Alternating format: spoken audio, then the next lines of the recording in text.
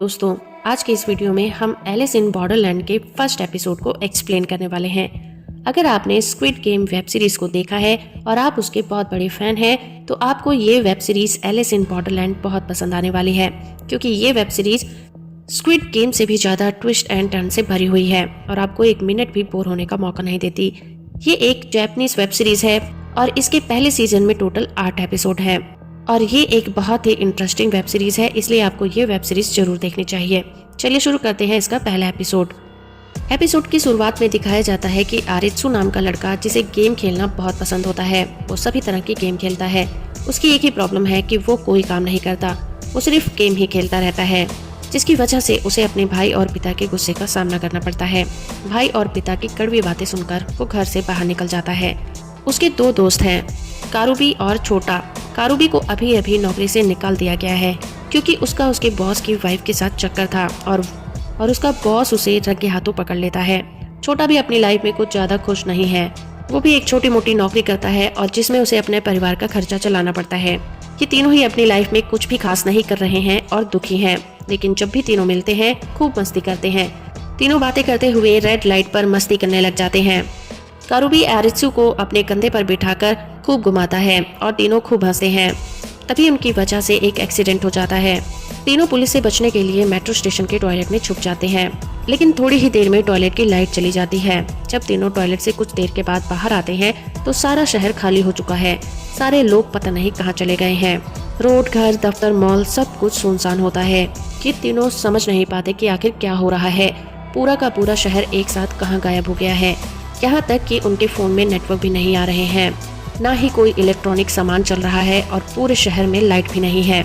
तीनों थककर बैठ जाते हैं। आरित्सु कारुबी और छोटा से कहता है कि अच्छा ही हुआ, अब उन्हें कोई काम करने को नहीं कहेगा, ना ही कोई कोसेगा। ये सोचकर तीनों खूब हंसते हैं कि तभी एक बड़ी सी बिल्डिंग में लाइट जल जाती है, जिस पर लिखा होता है कि गेम जल्दी स्टार्ट होने वाला है।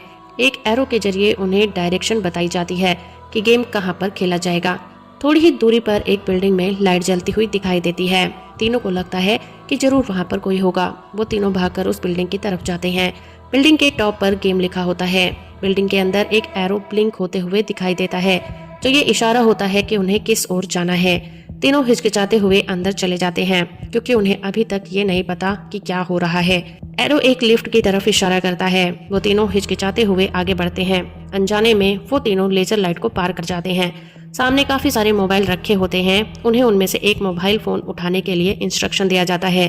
फोन उठाते ही फेस रिकॉग्निशन की वजह से फोन स्टार्ट हो जाता है, जिसके बाद फोन से आवाज आती है कि गेम स्टार्ट होने में अभी 2 मिनट बाकी हैं। वो आपस में बात कर ही रहे होते हैं कि ये क्या गेम है। तभी वहाँ पर एक लड़की आ जाती है जिसका नाम शिवोकी है, जो उन्हें बताती है कि ये एक गेम है और एक बार बॉर्डर लाइन क्रॉस कर ली तो वापस नहीं जा सकते, गेम को खेलना ही पड़ेगा। तभी वहाँ पर एक और लड़की आ जाती है, जो उन चारों को देखकर बहुत खुश होती है कि वो अब अकेली नहीं है, और कहते हुए बॉर्डर लाइन को क्रॉस कर लेती है। तभी रजिस्ट्रेशन का टाइम भी खत्म हो जाता है। मोबाइल से आवाज आती है कि ये गेम डेथ और लाइफ का है और उसका पड़ाव चिड़ी की तिग्गी है, जिसके नियम बताते हुए मोबाइल फोन से आवाज आती है कि जीतने के लिए सभी खिलाड़ियों को सही दरवाजा का चुनाव करना होगा और दिए गए टाइम के अंदर ही खिलाड़ियों को बिल्डिंग से बाहर निकलना होगा। तभी लिफ्ट का दरवाजा खुलता है और सभी लिफ्ट के अंदर चले जाते हैं। लिफ्ट उन्हें एक दूसरे कमरे में ले जाती है। फोन से आवाज आती है कि इस कमरे का तय समय 2 मिनट है, जिसके अंदर उन्हें सही दरवाजा चुनकर कमरे से बाहर निकलना होगा। तीनों डरते हुए कमरे में जाते हैं। सामने 2 दरवाजे हैं, एक लाइफ का और दूसरा डेथ का। अब पांचों कंफ्यूज हो जाते हैं कि सही दरवाजा कौन सा होगा और अगर गलत दरवाजा चुन लिया तो क्या होगा। छोटा मजाक में अपने मोबाइल फोन में वीडियो रिकॉर्डिंग करने लग जाता है। तभी कमरे में जहरीली गैस छोड़ दी जाती है और टाइम बहुत कम बचता है। जो लड़की बाद में आई थी, घबराकर अपनी जान बचाने के लिए लाइफ का दरवाजा खोल देती है और लेजर लाइट से मारी जाती है।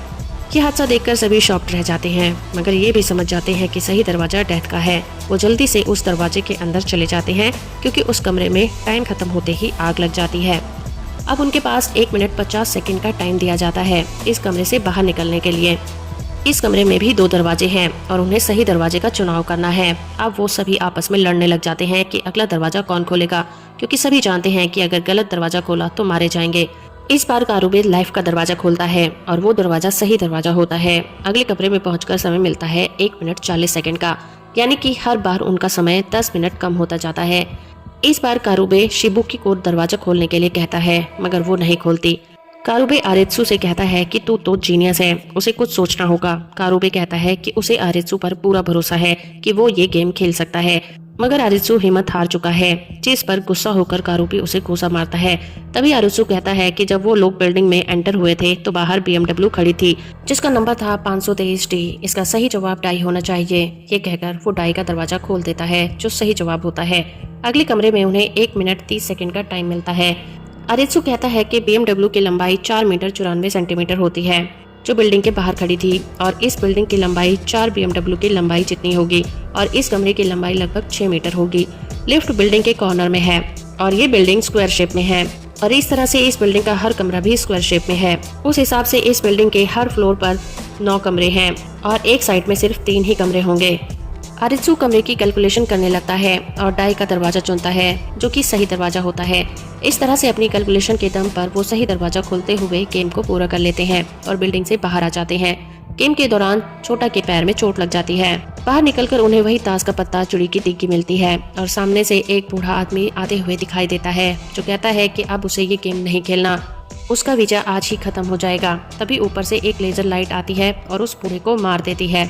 वो चारों ये सब देखते रह जाते हैं। तभी उनके मोबाइल से आवाज आती है कि कांग्रेचुलेशन, उन्होंने ये गेम जीत लिया है, और उन्हें 3 दिन का वीजा दिया जाता है। अब वो चारों समझ जाते हैं कि उन्हें 3 दिन का वीजा दिया गया है, जिसके खत्म होते ही उन्हें दोबारा गेम को खेलना होगा। मना किया तो उन्हें भी मार दिया जाएगा। अगले सीन में एक मिस्टीरियस लड़की को दिखाया जाता है, जो शहर को घूर रही है। कौन है ये लड़की, इसके बारे में हमें पता चले इसके सेकेंड एपिसोड में। यहीं पर ये फर्स्ट एपिसोड खत्म हो जाता है।